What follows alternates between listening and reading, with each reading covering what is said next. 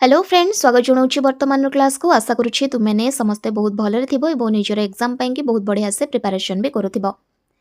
तो सांग माने लास्ट क्लास रे आमे माने डिस्कशन करिथिले द फिलोसफी ऑफ एजुकेशन संपर्क रे। आज आमे माने हमरो ए क्लास रे डिस्कशन करिबा एसे कि भली आमे माने लिखिबा। आमे माने जानि छे हमरो सिलेबस रो जो पोर्शन रहिछि जनरल इंग्लिश रो टिके चालो देखिनबा ताको। देख इंग्लिश रो पोर्शन रू जो जनरल इंग्लिश रही जनरल इंग्लिश रे ए पेपर रू आमको ग्रेजुएट डिग्री स्टैंडर्ड रो मैक्सिमम 100 मार्क रो आसीबो। कौन आसीबो ना 50 मार्क रो एसे आसीबो एवं आउ 50 मार्क रो आमको आसीबो कौन ना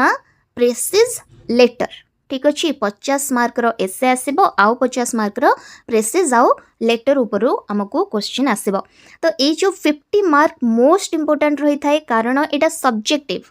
एसेटा आमको लेखिबा को पड़िबो। ठीक अच्छे ये जो 50 मार्क रो एसे को आमे निजे लेखिबा को पड़िबो सब्जेक्टिवली।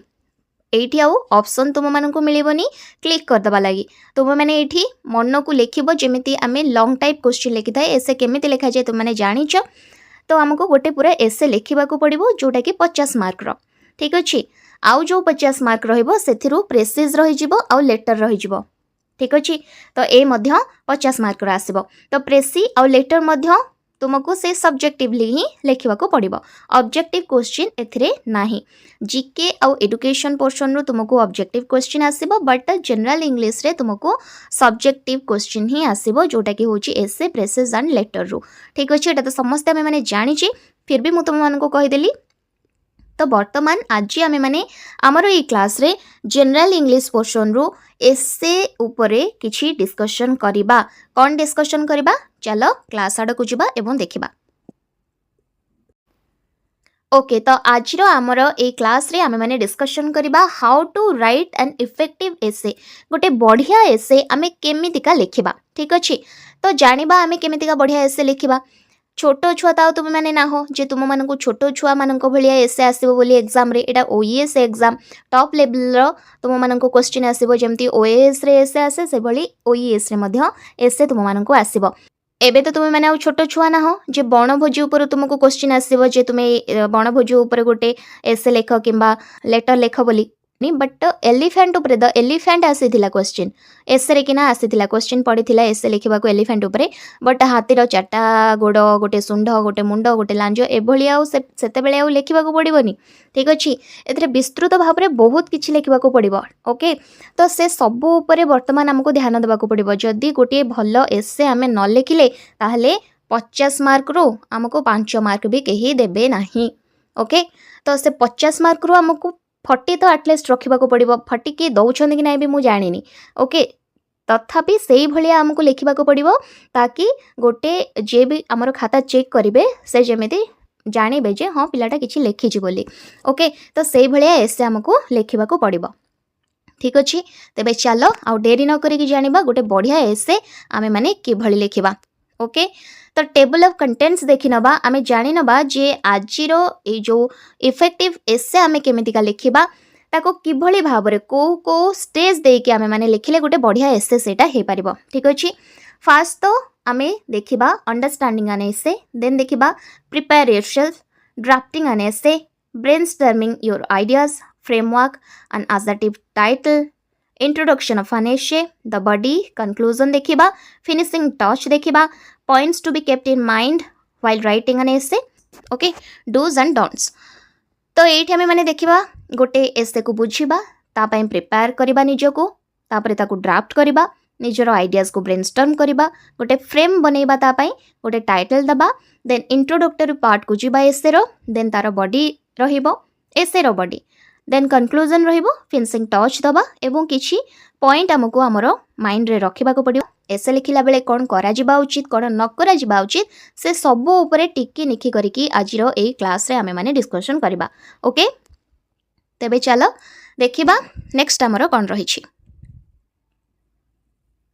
ठीक अछि तो फर्स्ट देखिनेबा अंडरस्टैंडिंग एन एसे गोटे एसे को आमे बुझिबा कि परी एसे को बुझिबा माने कोन एसे रो क्वेश्चन आछि ना क्वेश्चन आम आगे ऑलरेडी अच्छी 2-3टा क्वेश्चन देथिबो सेथि मधुर तुमको गोटे करबा को कहिथिबो ओके तो से गोटे को आमे केमिति करबा फास्ट ताको बुझिबा ना तो गोटे एसे को फर्स्ट बुझिबा जहा क्वेश्चन हमर रहिछि ताको फर्स्ट आमे माने बुझिबा an essay is a piece of writing that methodically analyses and evaluates a topic or issue एसेटा कोन गोटे इश्यू और टॉपिक को नेकी ही एसे लिखा जाय थाए नै कि fundamentally an essay is design to get an opinion on a particular matter गोटे पर्टिकुलर मैटर को नेकी ही एसे लिखा जाय थाए नो कि झड़ आसला बात्या आसला फनी हो गला किंबा झड़ बात्या उपरे गोटे एसे लेखा हबो किंबा गोटे अभयारण्य उपरे धरिनियो हाथी घोड़ा उपरे किना गोटे लेखा हला किंबा वर्तमान रो जो सिचुएशन रही ता उपरे किना गोटे लेखा हबो एसे तो एगुडा गोटे पर्टिकुलर मैटर को नेकी ही निजरो ओपिनियन देई थाए गोटे essay an essay is not just a mere bunch of words or even a bunch of paragraphs एटा केवल माने गोटे बंच ऑफ पैराग्राफ नुहे केते पैराग्राफ को नेकी एसेटा बना हुएनी and essay fits everything together it points in one direction गोटे दिगरे एटा जाई थाए ठीक अछि and essay leads to one conclusion गोटे दिगरे जाई कि एटा गोटे सिद्धांत रे पहुंची थाए this is what makes an essay different from से एन आर्टिकल माने गोटे एसे आ गोटे आर्टिकल डिफरेंट केमिति कारण यार गोटे बॉडी रहिछि एथिरे किछि माने यार आरंभ अच्छी आउ अंत अच्छी ओके जोटा कि आर्टिकल रे देखा को साधारणतः मिल न थाए an essay tries to make a point in an interesting way जदि इंटरेस्टिंग न हैला ताहले जे खाता देखुची तुमर से देखिबो नहीं and so its goal is to make its readers interested to change their thinking to get them involved in the ideas it presents and ultimately get them to adopt those ideas okay तो जे खाता देखुची तुमर देखिबो जे हां छुआटा बहुत बढ़िया से लिखिची एथरे तार सब किछि पॉइंट्स रहिची तो से तुमर खाता देखा इंटरेस्ट आसब तार एवं से खाता देखा सहित से जो पर्टिकुलर एसेटा लिखिच तुम्हें माने से पर्टिकुलर एसे से इनवॉल्व एवं बढ़िया मार्क भी आसब से भाई तुम मानकर and essay might seek to inform or to persuade or both but to make a point with real readers it must try to get and keep the attention of those readers reader ro mind को reader रो attention को capture करके रखा होची तुम Acer काम तो से भाया एसेटे लिखिले ही गोटे रीडर रो माइंड कैप्चर होगी रहइबो ओके ठीक अच्छे ओके तो आमे माने देखिले अंडरस्टैंडिंग गोटे एसे को किभली भाव रे बुझिबा एसे को बुझिबा कौन पाई कि कारण एसे को बुझिले ही जो क्वेश्चन टा हमको आसीथिबो से क्वेश्चन टा को भल से बुझिले ही आमे जानि परिबा जे क्वेश्चन रे आमे माने कोन लिखिबा जहा फल कि से रीडर जे पढ़िबो हम खाता जे पढ़िबो से एसेटा को तारो कैप्चर हे परिबो अटेंशन ओके तो सेथि बाय आमे निजो को प्रिपेयर होबा दरकार तो प्रिपेयर करबा को हेले आमे कोन करबा तो वर्तमान आमे देखिबा आमे गोटे एसे को बुझी सारिबा परे किभली निजो को प्रिपेयर करबा ताकि आमे गोटे भलो एसे लिखि परिबा साउंड नॉलेज ऑफ सराउंडिंग्स आम चतुःपार्श्व संपर्क में आमर ज्ञान थिबा दरकार latest news helps a great deal in coming up with a great essay वर्तमान जो सब पारिपार्श्विक घटना आम चतुःपार्श्व घटुछि एवं करेंट इवेंट्स बा करेंट अफेयर्स विषय जदि तुम माने अवगत थिबो ताहले आमे निहाती भाबरे से क्वेश्चन रो तथा एसे रो आंसर बहुत भल से लिखि परिबा also keep yourself well informed on scientific issues like internet sources of energy pollution space research etcetera वर्तमान होउतिबा विभिन्न साइंटिफिक इश्यू मध्य तुम माने जानुथिबा दरकार इंटरनेट रे विभिन्न इश्यू देखा दउछि से सब मध्य तुम माने इंटरनेट रु जानुथिबा दरकार सोर्सेस ऑफ एनर्जी हो पोल्यूशन हो स्पेस रिसर्च हो सब किछि संपर्क रे तुमरो चतुःपार्श्विक प्रॉब्लम संपर्क रे तुमे अवगत थिबा दरकार if you are not an ease with the topic then the mind would stop working जदि तुमे चतुःपार्श्विक प्रॉब्लम संपर्क रे जानिनो करेंट इवेंट विषय रे तुमे माने किछि जानिनो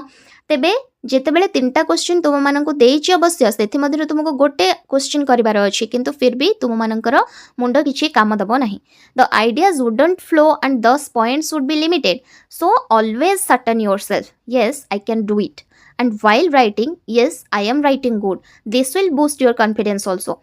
माने तुमे किछि कथा जानिछ बोली ही तुमे माने लिखि परिबो आ तुमे किछि न पढिथिबो न जानिथिबो परीक्षा रे जेकी बसिबोनी प्लीज ओके तो जानिथिबा निहाती दरकार तो जानिबा पई हेले जे किछिटा भी जानिथिबो ना से कहइबो हां मो एटा करि परिबि yes I can do it and जितेबाला तुम मैंने लेखुब से तुम्हें एटा मुंडरे रखिब जे हाँ मु भल ही लिखिबी और भल ही लिखुची जोटा कि तुमर कॉन्फिडेंस बूस्ट करेब। For instance for a topic like corruption,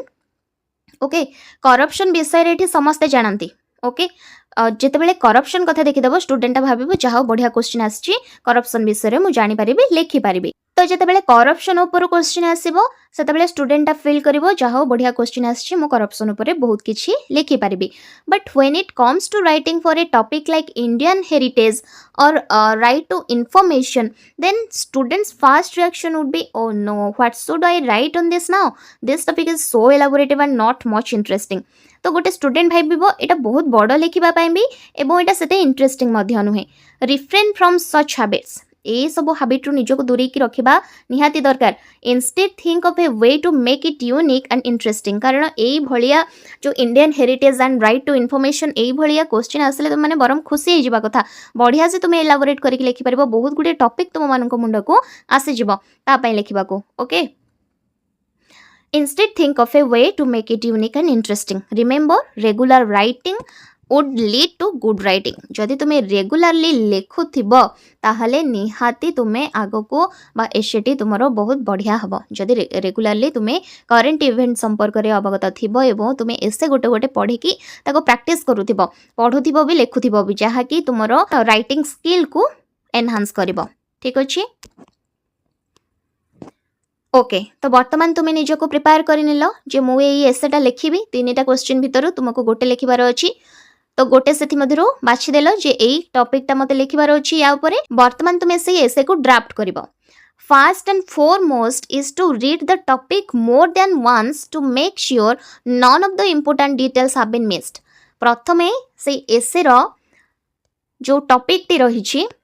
एसेर गोटे टॉपिक दौची ना क्वेश्चन दौची ना तो से क्वेश्चन को बा एसेर नेम को बा एसेटा को जो टॉपिक रही एसेर सेटा को बार बार तुम्हें पढ़िबो जे तुम्हें किसी छाड़ी दौन तो क्वेश्चन टाको ठीक से तुम्हें माने बुझी पारुछ तो। ओके एटा ध्यान दबो। Also this will enhance the comfort level with the topic. Give it a thought before going any further. Okay this will enhance माने तुम्हें क्वेश्चन जब भलसे बुझीगल जाणीगल जे हाँ मते ए विषय करार अच्छी ए विषय लिखबार अच्छी देन एटा तुमको कंफर्ट हो गला। वर्तमान कंफर्ट लेवल को पलि आसला टॉपिक ऊपर जोटा कि निहाती तुमको गोटे बढ़िया हाँ मुझे जानीदेली मुझे उपरे लिखिपारि टॉपिक उपरे गोटे कॉन्फिडेंस तुम पलि आसब। Give it a thought before going any further माने ए एसेटा को लिखा आगु तुम्हें वर्तमान मुंडरे भाव जे मु ए टॉपिक ए जो पर्टिकुलर टॉपिक को लेकिन मु ए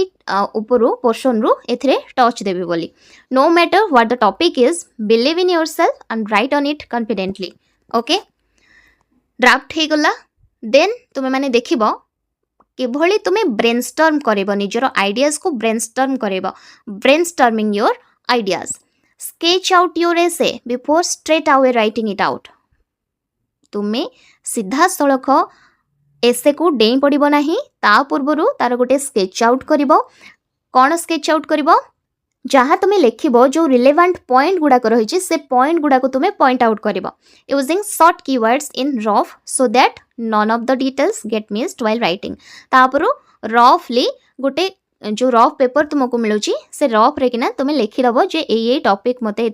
दबार अच्छी। रफली इभालुएट द फॉलोइंग एस्पेक्ट्स। रफली तुम मैंने देखिबो इभालुएट करिबो ए सब एक्सेप्ट से रोचे ना नहीं कौन ना who what when why where and how से टॉपिक रे ए सब क्वेश्चन रो उत्तर तुम मान मुंडरे रहिथिबा दरकार। से टॉपिक रो कॉज आउ इफेक्ट तुम मान मुंडरे रहिथिबा दरकार। नेशनल एंड इंटरनेशनल इश्यू ता ऊपर जदि किछि रहिछि सेटा तुम मान मुंडरे रहिथिबा दरकार। सोशल कल्चरल पॉलिटिकल इकोनॉमिकल और रिलीजियस एस्पेक्ट जदि किछि रहिछि पर्टिकुलर टॉपिक रो ताहले सेटा मध्य तुम माने भाबिकी रखिबो एबो ताकू रफ रे नोट करिबो। किछि जदि कोट्स दबार अच्छी तुम टॉपिक रे किछि जदि सेइंग्स दबार अच्छी एग्जांपल्स दबार अच्छी किंबा तुम प्रोवर्ब जदि यूज करिबार अच्छी ताहले से सब को मध्य रफली तुम माने लिखिकी रखि नब। ठीक अछि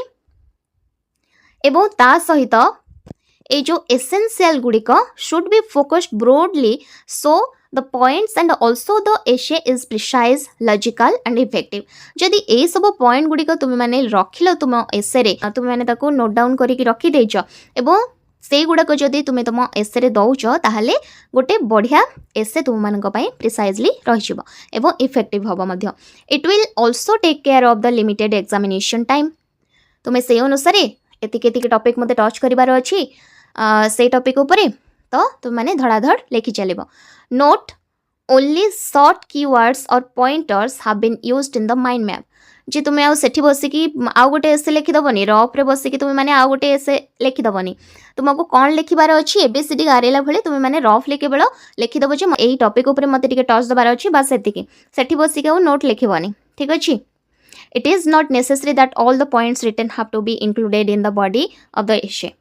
सब किसी ता बॉडी रे रहइबो एमती किछि माने नाही तो माने लेखिबो गोटे बाई गोटे this can be changed modified replaced or can even तुम जहाँ रफली लिखिथिबो सेटा संपूर्ण भाव रे जे तुम एसे रे ही रहइबो तार किछि माने नाही this can be changed modified replaced or can even be left so that the essay is most relevant to the topic ठीक अछि किछि आबुर जबरु पुळाय हबो लिखिदबोनी सेथरे रिलेवेंट जो गुडा को से गुडा को हे लिखिबो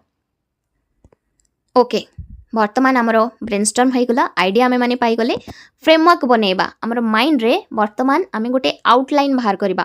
after the brainstorming prepare an outline और डायग्राम ऑफ योर आइडियाज बर्तमान गोटे आइडिया बनै दियो तुमे रफली read the topic again and analyse the points in hand ठीक अच्छे मत ए लिखार अच्छे से लिखार अच्छे एमती टे भाईदेव हाँ मत ठीक ठाक लिखार अच्छे बर्तमान मो मुंड को गोटे आइडिया पलि आसला number of the points in A sequence however one can be flexible while writing the essay remember these points should be visited again and again गोटे पॉइंट तुम्हें लिखी गल ठीक अच्छे गोटे पॉइंट लिखि सारा पर सेटा को विजिट कर कौन मुझे लिखिदे भूल भाल किसी लिखिदेनी तो जदि डबल डबल गोटे जिनस को बारंबार रिपीट करके लिखिदे सेटा गोटे नेगेटिव इफेक्ट पकेब रीडर अटेंशन दब ना ठीक अच्छे तो से लगी तुम्हें बारंबार पढ़ो जे गोटे जिनस को जगह रिपीट हो जाए तो तुम्हें ठीक ठाक लिखुच तो ठीक अच्छे फ्रेमवर्क दे सारिबा परे एसे को वर्तमान गोटे टाइटल मिलिबो heading is like a mini mirror to your piece गोटे क्वेश्चन तुम मानकू देई देइछि एग्जाम रे बट टाइटल तुम्हें तुम खाता रे जो लिखिबो से क्वेश्चन नथिबो तुम खाता रे से क्वेश्चन को नै कि तुम्हें कौन भाबुचो से टॉपिक उपरे ताकू नै कि गोटे टाइटल तुम माने निजे मन को दबो okay heading is like a mini mirror to your piece बुझि परलो जदि तुमको आमर इंडियन हेरिटेज ऊपर पचारि क्वेश्चन तुमको गोटे मन को गोटे तार टाइटल दबा को पड़ो ताकि जहाँ बॉडी रे रही एसेर केवल रीडर से टाइटल को ही देखिके जानी परिबो जे कौन अच्छी बॉडी रे एसेर बॉडी रे कौन से पढ़िबो it predicts the content and essence of an essay ठीक अच्छे it should be very effective and should attract the reader right away it shouldn't be more than 7 to 8 words 7 ରୁ 8 वार्ड रु अधिक न हवा दरकार कोट मध्य यूज करि परिबो phrase भी यूज करि परिबो in the heading but it should be modified properly to suit the purpose of the essay जदि एसे पढ़िथिबो गोटे बट लेखुथिबो तुमे आउ गोटे प्रोवर्ब देथिबो फास्ट रु किबा कोट रखिदेबो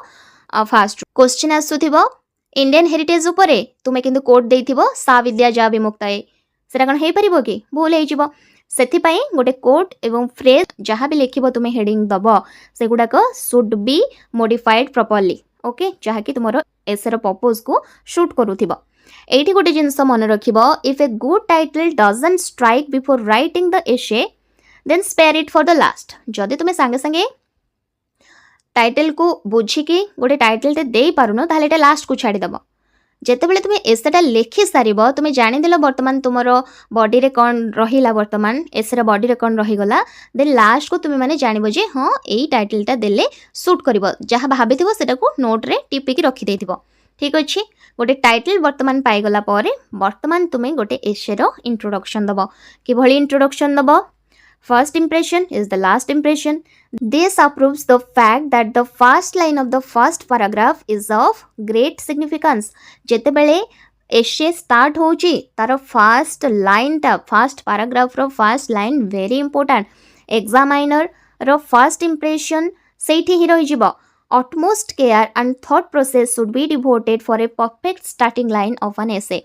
First line टा तुम्हें कौन दबो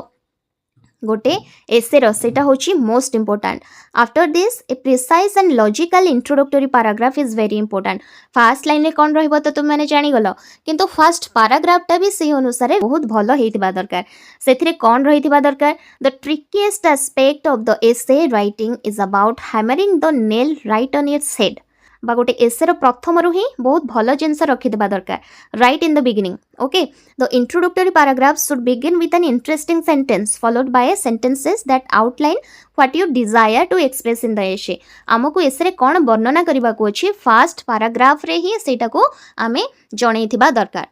फास्ट तुमे माने देखिबो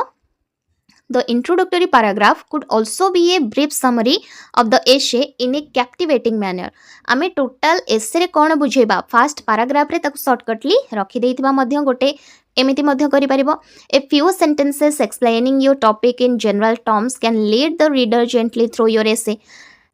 एवं स्टार्टिंग रो तुमे कोन इन्फॉर्मेशन दौचो फास्ट पैराग्राफ रो सेटा ट्रू हेतिबा दरकार एवं वेरीफिएबल मध्य हेतिबा दरकार. And it needn't to be totally new to your readers. जदि कहीं जानी नथिबे गोटे किछि टॉपिक विषय रे किमा जहाँ भी तुमे लाइन रे रखुछ गोटे पैराग्राफ रे रखुछ ताल से देखिबोनी ठीक से समस्ते जानुथिबा दरकार. It could simply be an appropriate fact that clearly illustrates the point you wish to make. Okay, if you use a piece of surprising information, follow it with a sentence or two of elaboration. माने किछि जदि starting point रो तुमे किछि surprise दबाकू जाउचो आगकू सेही sentence रे ताहले ता पूर्वरु गोटे दी धाडी खंडे तुमे एलाबोरेट करि दियो ता उपरे. ओके, नेक्स्ट देखिबो anecdote. An anecdote is a story that illustrates a point. Okay, be sure your anecdote is short. Anecdote टा कोन बहुत छोटो हेतिबा दरकार to the point and relevant हेतिबा दरकार to the topic. Okay, this can be very effective opening for your essay, but use it carefully. Fast रो anecdote तुमे देई परिबो एटा बहुत छोटो हेतिबा दरकार. ठीक अछि. एवं ता सहित तुमे जदि किछि coat रखुछ or not the most common concern amongst the student is the whether to start an essay with a quote or not. समस्ते एटा कोट देई पारुचंदी, देई पारंती न देई भी पारंती. तो कोटा मध्य समस्ते न जानिथिबा दरकार. गोटे कॉमनली यूज होथिबो जो कोट ताको हटिकी गोटे भलो कोट तुम माने दबाको चेष्टा करिवो. It is implied by the students that a quote at the start yields more marks. Quote first रो लिखिले स्टूडेंट माने जानिछन जे भलो मार्क मिलिबो. Indeed, a quote at the start is an added advantage, but it can also prove to be a blunder if not handled properly or if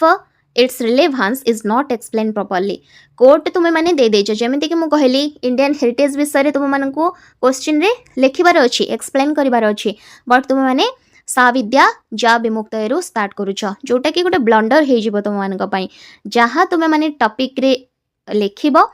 ताकू नै कि ही कोट तुमे माने दबो. ठीक अछि, एटा गला तुमरो इंट्रोडक्शन कि भली भाबरे करिवो तुम माने स्टार्ट करिवो कि भली. एठी गोटे रूल बुक तुम मानक पई कि मने रखिनियो. No rule book states that an essay should start with a quote only. केवल जे कोट रू ही स्टार्ट हबो तार किछि माने नाही. However if one happens to remember an apt quotation, then one shouldn't hesitate to begin with that.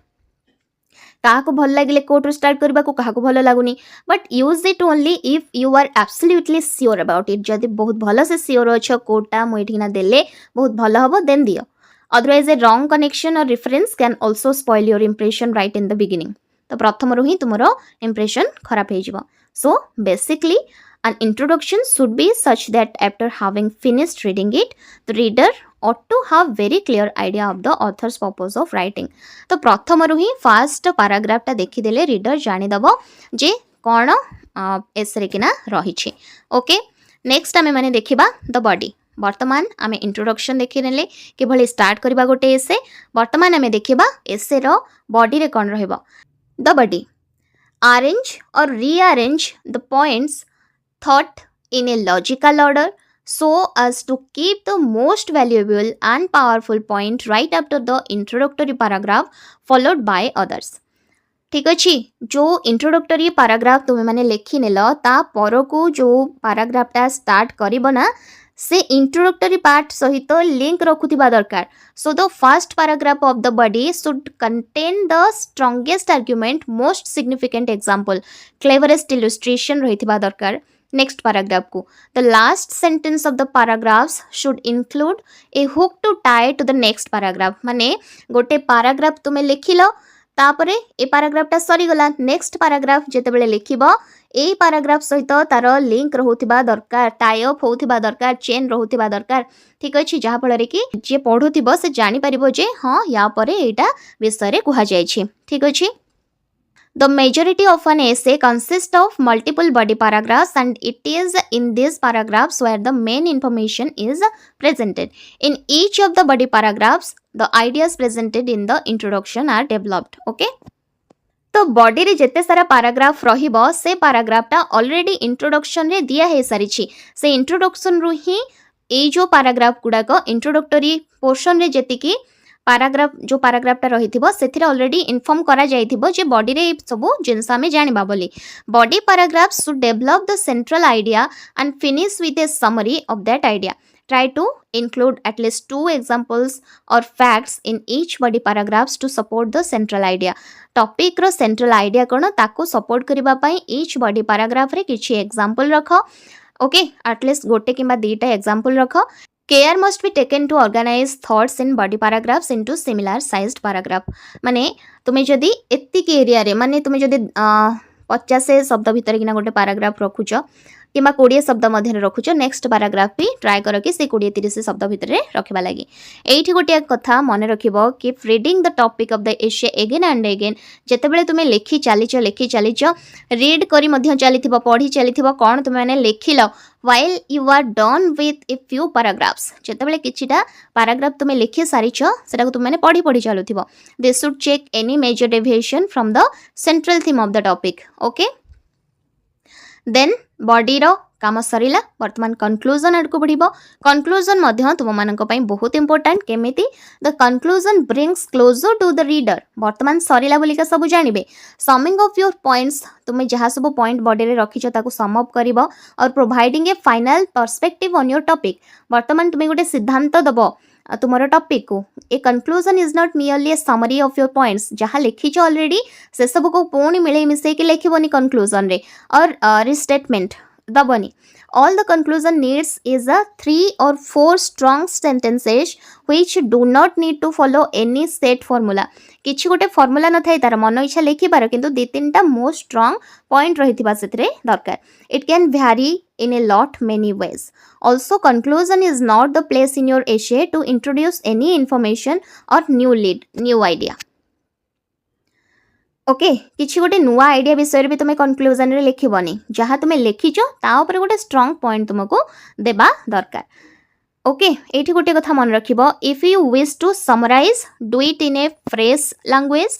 Repetitive summary सेठी दबो नाही जहाँ कि तुमरो इंपैक्ट कमई दबो ओके तुमरो जो एसे रो इंपैक्ट को कमई दबो एठी गोटे कथा मन रखिबो a conclusion can take into consideration the following कोन रहिबो कंक्लूजन रे what is the significance of your findings तुमे ए एसे रो कोन पाइलो are there any limitations to your approach are there any suggestions that you can make in terms of future research जदि तुमे किछि प्रॉब्लम ऊपर किछि एसे लिखुछ ताहले भविष्य रे ताको कोन जेमिति कि जल प्रदूषण कथा कहिबा ओके जल प्रदूषण आगु को किभली न होबो सेति पई कोन कले तुमे माने जानि परिबो जे जल प्रदूषण होबो नाही बोली एमिति मु एग्जांपल दउची ठीक अछि तो सेटा तुमे माने लिखिबो If your essay deals with a contemporary problem, warn readers of the possible consequences of not attending to the problem. You can recommend a specific course of action. Use an apt quotation or expert opinion to lend authority to the conclusion you have reached. You can even return to the anecdote example or quotation that you introduce in your introduction, but add further insight that derives from the body of the essay. Okay. Conclusion रे आउ किछिटा point मध्य रहिছে सेटा मध्य ध्यान दबो conclusion can be solution oriented highlighting the way ahead okay try to end your essay on a positive and optimistic note एबे हेले negative note दबनी last को the concluding paragraph can be bucky and in a summarising tone it shouldn't be forced it should be as natural as possible. Conclusion include the last words your reader will hear from you before passing judgment on your argument. Gracefully exit your essay by making some memorable thought और सम call to action एटा थिला conclusion portion को तुम्हें किभली भाबरे लिखिबो okay finishing touch दबो next you are not done with writing your essay until you are polished your language by correcting the grammar making sentences flow checking spelling errors and making other editing okay so finishing touch देकी ही ऐसे complete करिबो finishing touch दे सारा पर वर्तमान तुमर एसे complete हो गला एवं एसबू जानिबा सत्वे मध्य तुमे एसे लिखिबा बेले किछि पॉइंट को निज माइंड रे रखिबा दरकार सेगुडी को कोन You can use one sentence to introduce every paragraph to follow. गोटे सेंटेंस छाड़ी देथिबो लास्ट को जो लास्ट सेंटेंस टा छाड़ी देबो गोटे पैराग्राफ रो लास्ट को जो सेंटेंस टा रहिथिबो ताको फॉलो करिकि ताको लिंक करिकि नेक्स्ट पैराग्राफ तुमरो स्टार्ट होथिबा दरकार this linking two ideas further in your body paragraphs provide structure to your essay okay finish the introductory paragraph with a short summary or goal statement ठीक अच्छे strictly avoid SMS language or short forms केबे हेले एसरे short form लिखिदबो नाही use words or phrases at the start of each paragraph that will indicate to your reader how it relates to the previous paragraph example however in addition to nevertheless moreover ठीक अच्छे एगुड़ा तुमरो paragraph रो fast रो रहिबा दरकार जेतबेले next paragraph को जाउचो if the accurate figure are not known avoid using them use round of figures or use words like approximately estimated figure is thought to be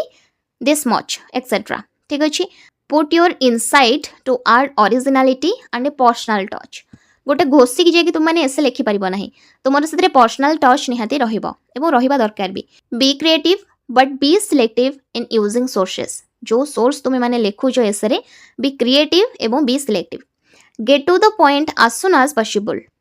A common error is to begin too broadly or too far from the topic. Avoid sweeping generalization. In a science essay, explain the key scientific concepts and refer to the relevant literature. Leap up to your own contribution or intervention. Okay? Next चलो देखिबा कौन तुम माने एसे रे करिबा दरकार कौन करिबा दरकार नुहे ठीक अछि डूज एंड डोंट्स ठीक अछि देखो कौन करिबा दरकार read the instruction and make sure you understand them before you start writing निहाती टॉपिक को बुझिबा दरकार एवं देन जेके स्टार्ट करिबा दरकार make sure each paragraph is unified and in sync with the topic सबो पैराग्राफ रे किछि किछि नुआ नुआ जिंस रहउछि एवं पूर्व पैराग्राफ सहित सेटा सिंक करिकि चलुछि stick to the word limit किछि पर्टिकुलर वर्ड भीतर किना रुहो मेंचाय लिखि जाओनी make sure your outline mind map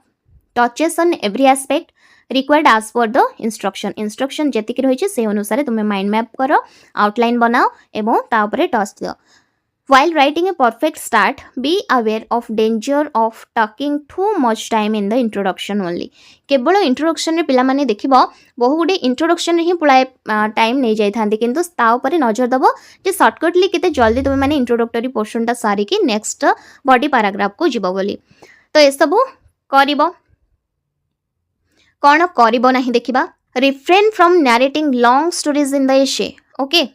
avoid using all capital letters in the heading रे किना सब जो कैपिटल लेटर रखुचो ताको अवॉइड करिवो don't write very long sentences जेते शॉर्टकटली सेंटेंस लेखिबो सेते भलो एवं बुझियो होथिबा दरकार से सब a mere jumble of irrelevant ideas doesn't make an essay also an essay giving less prominence to the main theme or undue importance to the non relevant ones will look absurd ठीक अच्छे जोड़ाक irrelevant अटे relevant नुहे जो गुड़ाक जो idea गुड़ाक से गुड़ाक मेंचाए करिकी एसरे थोईदब ना जो गुड़ाक रिलेवेंट अटे से गुड़ाक ही रखिबो avoid cluttering your sentences with unnecessary words or phrases ठीक अच्छे किसी अननेसेसरी वर्ड रखीदबनी पुଳାଏ हबो किंबा फ्रेजेस देदबनी मन इच्छा जे भल लागिबो बोली का कहि कि सेमिति किछि भल लागिबनी मन इच्छा लिखि देले जदि ताको सूट करूथिबो टॉपिक को देन जाय कि दबो ओके तो वर्तमान आमे देखि नेले गोटे एसे को किभली भाव में लिखा देखिल केते गुड़े कथा आमको मन रखा पड़ुची गोटे एसे लिखा पड़े ये सब गुड़ाक कथा जदि आम मैंने मन रखा देन जाइकी आम गोटे इफेक्टिव टॉपिक उपरे गोटे इफेक्टिव एसे बढ़िया एसेटे लिखिपर ठीक अच्छे तो सांग माने तुमने निहाती भाव में मन रखिबो किभली भाव में गोटे बढ़िया एसे इफेक्टिव एसे तुम मैंने लिखिबो आई होप कि तुमने निहाती भाव में बुझी पारिथिबो मोस्ट इंपोर्टेंट रही जनरल इंग्लिश रे गोटे एसे लिखिबा एते सहज नुहे आजिकल का टाइम रे किना जो थ्रू हमको बहुत गुडे मार्क भी रखिबार अछि ठीक अछि तो से अनुसार हमको लिखिबा को भी पड़िबो तो निहाती भाव में एसबू को आम मुंडे रखा पड़ो जे ए सब पॉइंट लिखिले ही ए सब पॉइंट देकी गले ही आम गोटे बढ़िया एसेटे लिखिपर 50 मार्क रु एटलिस्ट जी हाएस्ट मार्क से देवे से मार्क आम मैंने रखिपर। ठीक अच्छे तो सांग मैंने आई होप कि तुम मैंने निहाती भाव में बुझीपार मु कौन बुझेली किभली भाव में एसेटे आम बढ़िया एसेटे लिखिपर। ठीक अच्छे तेज बर्तमान क्लास टी रखुची। Thank you.